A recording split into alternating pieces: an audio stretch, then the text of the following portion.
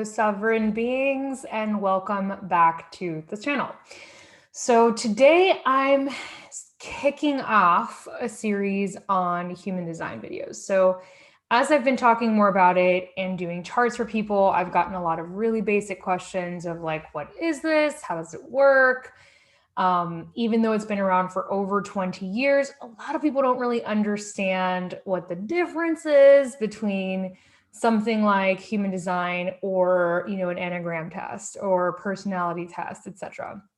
So this is going to be approximately an 8-part video series, and we're going to kick it off with one of the most basic parts of human design, which is understanding your type. Now, I'm going to answer the question of what makes this difference from something like an enneagram test. So an enneagram test, a Myers-Briggs, these are personality tests. These are based on a series of questions that you answer, and then at the end of it, your answer is calculated, and depending on the percentage of how you answered, you get a result. I've never been a huge fan of those tests, only because the questions are so open to, I don't know, your mood. Like you could answer the questions in one way when you're having a certain kind of day, and then another when you're having another kind of day and get a different response. And that's actually happened to me. So I didn't really, although they were entertaining and they were insightful to a degree, I didn't put a whole lot of stock in them because of something like that. Now, I've always really loved astrology and natal astrology because it's based on your birth time and place. It is a stamp of the organization of the stars and of the planet bodies when you were born. It doesn't change. It is fixed, and it tells you a whole lot about your life in that moment. And so human design is exactly the same in the sense that it uses the same information that you use to get your natal chart. It is your time of birth, your date, obviously, place of birth, and it is an exact snapshot into the moment that you were born and the planetary positions when you were born. Now, human design is sort of like a combination of Eastern and Western astrology, the I Ching, Kabbalah, astrology. It is a huge combination of all those things. You'll notice in human design when I do your chart that I talk about the planets and planetary positions, because those are as important as they are in astrology and your natal chart, but they're just looked at differently because the maps are different. In your natal chart, we're looking at this sort of circular 30-degree divided house map. And we're talking about the placement of those planets in those houses and what those houses represent and what the planets within them represent and in what sign, versus human design, where we're looking at a body graph and we're looking at the 9 centers of the body and where the planets are within those centers on what gates and what channels. So we're just talking about a different way of getting information from those planetary positions. Okay. So that's why it's different than something like an enneagram test or Myers-Briggs. It's a very specific and personal, highly personal timestamp on you. You won't get 2 people with the exact same chart unless you were literally born at the same time, the same day, and in the same city. Like, you have to be that specific to be able to have the same chart. So, all right, now we're going to dive into the meat of this video, which is the types of human design. There are 4 main types, and we're going to go into each of them. There's this energy types. There's 2 that are considered energy types, and then 2 that are considered non-energy types. We're going to talk about that distinction. I'm going to give you some important bullet points, and in the following videos, we're going to talk about how to operate within those types. Okay, so a few things before we jump right in. If you want to get your free chart done, you can do it. I'll put the link in the description. You can go ahead and get your chart. You just put in all that information I said, and this chart is going to show up, and you're going to see your type, bam, right at the top. It's going to say type. And then you can come back to this video and like really process that. Or if you want to do that first and then come back so you can absorb more of your type, right on. Second thing is I do personal chart interpretation. So if after watching this or any of the videos, you're like, yes, I would love for someone to look at my chart and kind of break down what's going on, I'm happy to do that. You can also go to my site. The link will be in the description as well, under Sovereign Coaching, and go ahead and schedule your charting session. All right, my friends, let's jump in.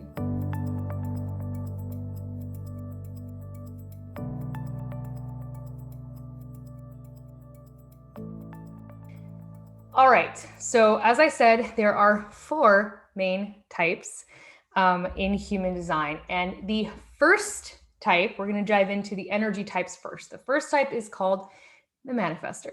Now, the manifester is only about 9% of the population, so there's not a whole lot of people anymore that follow under this type. Ra Uruhu, who is a channeler of human design, talks about how many centuries ago there were way more manifestors. So a lot of the laws that govern our land are based on the manifester.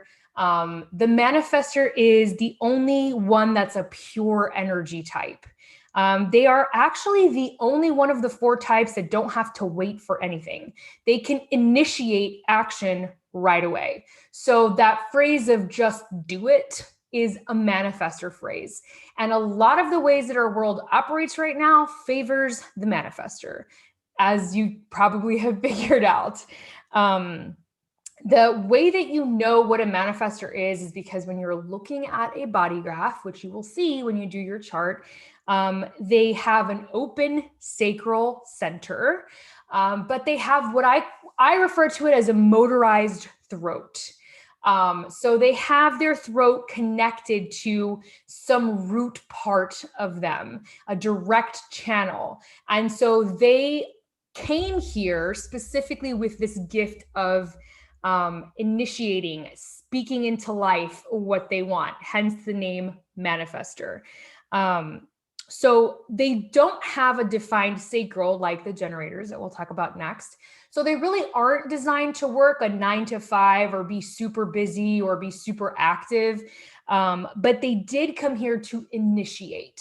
So oftentimes you will see maybe a manifestor would work in the position of like a visionary of a company. So I would envision someone like Steve Jobs, and I don't know his design, is someone like that. Someone who has the ability to have a vision for something and like initiate the action. He's not the one that's going to follow through on creating the iPod or creating the computer, but he has the vision and he has the initiating energy to get other people to come together and to do the work, right? To get the generators to do the work, right? So they have the ability to, they really came here to inform and to be informed. And they have a gift when it comes to transferring information. People want to listen to them. Very powerful. But again, this aura type did not come here to work. They just came here to initiate action.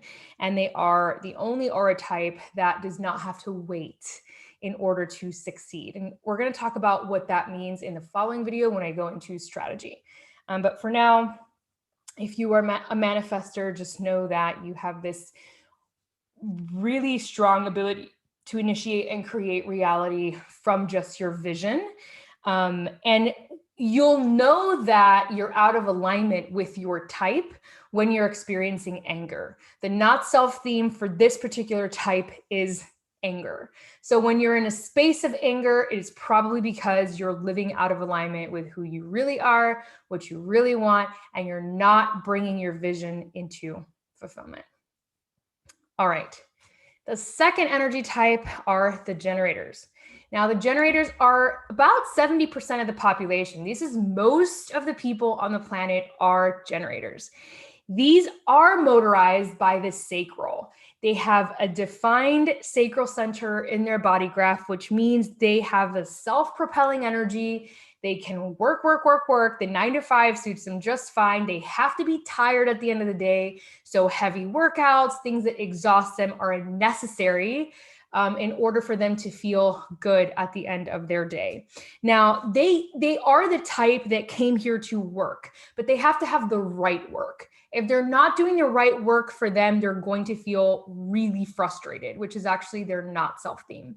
So the not self theme of the manifestor was anger. For the generators, it's frustration. So when you're in a place of frustration, all that is communication that you're not doing something aligned to your type, and or that you're at a plateau and it's time to move beyond where you are. Now, they are here to know themselves. That's really what generators are here for, to know themselves. And their ultimate goal is to be fulfilled. That's what they're looking for, is a sense of fulfillment. And it often comes by way of job, because they are designed to work. Now, generators, even though they have this sacral energy and they are self-propelled, they do still have to wait to respond to the world around them. And we'll go more in depth in that when I go into strategy, because that is the strategy for the generator, is wait to respond.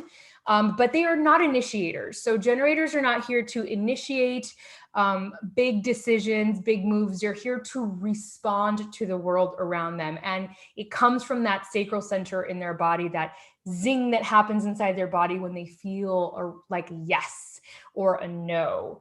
It's a very physical experience for them.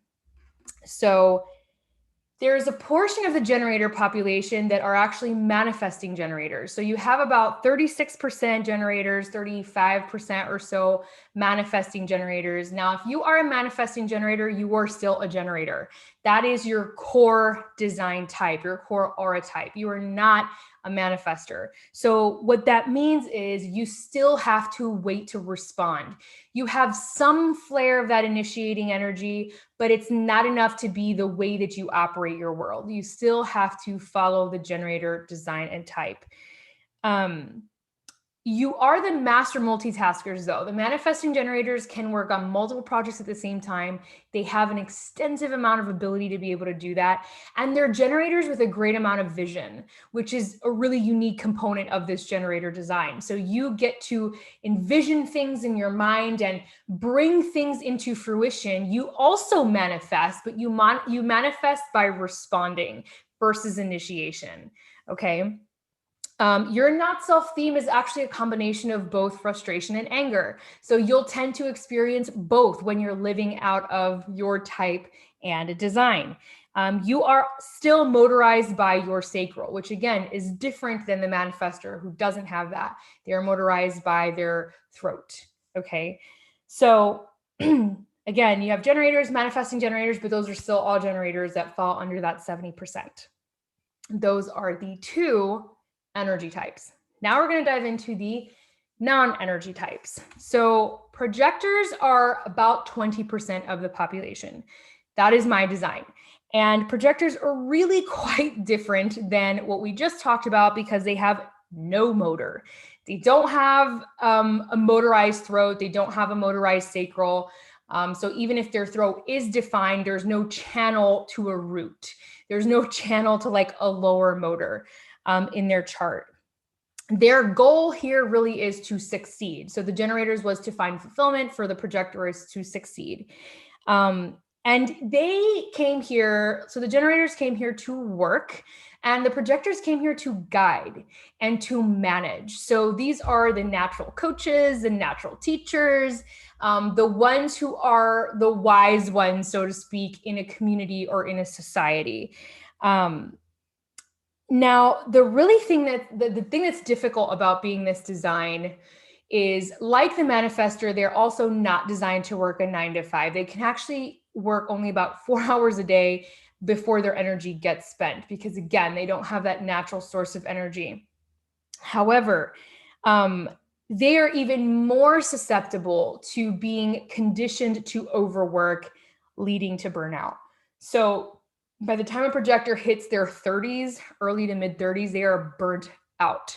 They are exhausted. They've probably been doing work that didn't feel good to them, that work that requires them to behave like a generator when they're not. And that was my story, actually. So quick aside, by the time I was 32 years old, even before 32, I think. Yeah, 31. By the time I was 31 years old, I fried my circuits between having a full-time massage practice and doing coaching on the side and being the primary caretaker of my son and just managing life. I completely burned out, and I ended up with this kidney infection that wouldn't go away. I was in and out of the emergency room and no one knew what was happening. And finally, when I got centered and quiet enough, I realized I had completely burned my circuits. I was working like a generator. I was working way too much. For me, I was not resting enough. And that is a key thing for projectors, is to rest.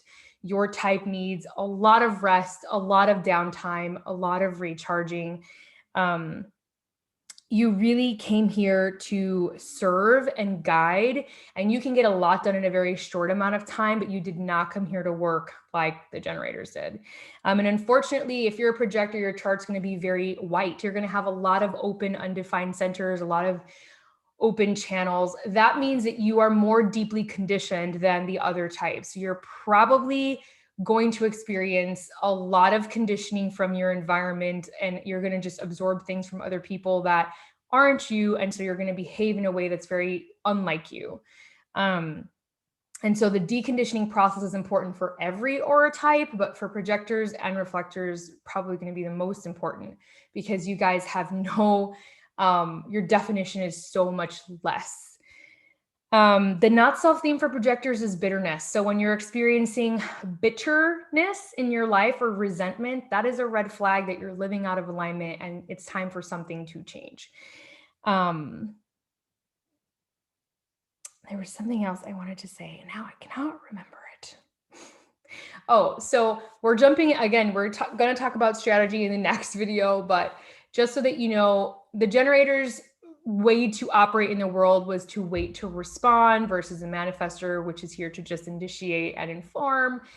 For the projector, they have to wait to be recognized or invited. So it's even more of a step back, where you cannot initiate anything unless others recognize you, see you, honor you, and ask to be in engagement with you. This is very, very tricky, because this is not at all a way that society honors entrepreneurship or honors professional behavior or honors anything. Again, we're very much do, go out and get it, go getter type of society. So again, the deconditioning that has to happen here is crazy intense in order for you to live your design and to live it well. Okay. And the last non-energy type is a reflector. This is the rarest of all the types. There's only 1% of the population that is a reflector. So if you end up with a reflector chart, please let me know. In fact, just put in the comments what your type is so that I can see the percentages in real time. They should line up with everything that I just said. But the reflector, again, only 1% of the population. And you will know that you're a reflector because your entire chart is undefined, meaning none of your centers are defined. There's no color in any of your centers. It's all white.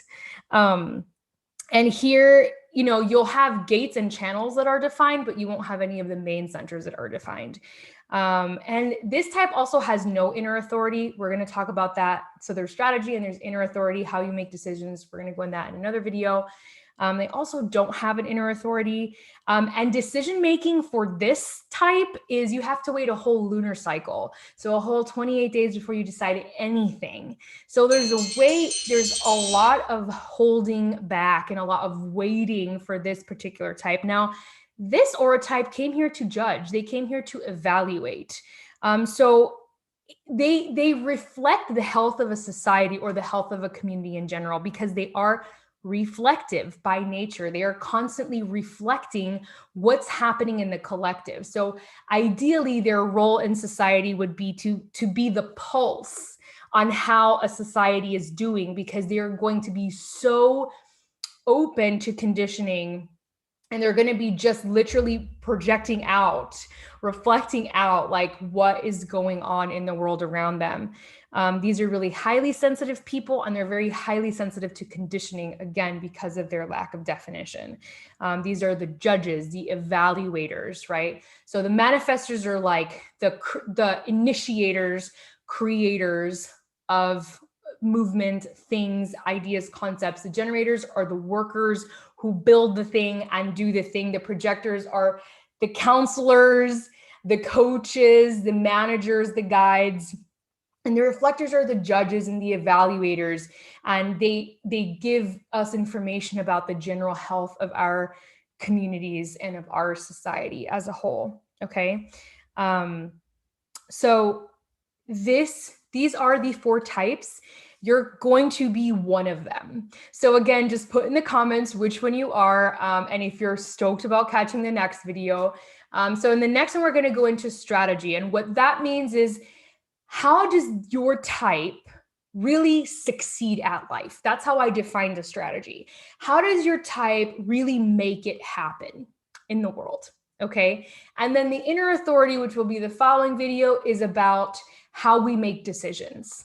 Okay. So the strategy is more about how we engage with our world to make things happen. But then once we're in the engagement, the inner authority is going to help you figure out how you make the decision to say yes or no, or decide on anything. Okay. So these first 3 videos are incredibly important, because these are going to be probably the most useful general piece of information I can offer you to kickstart your human design experiment and start deconditioning from the way the world has told you to operate, which takes a little bit of time.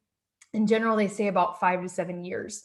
Of course, with an actual chart reading, you get way more specific. You look at gates and channels, and you can zoom into certain areas of your life if you're more interested in learning about yourself professionally or romantically or health-wise, etc. So there's a lot of different things you can look at in a chart.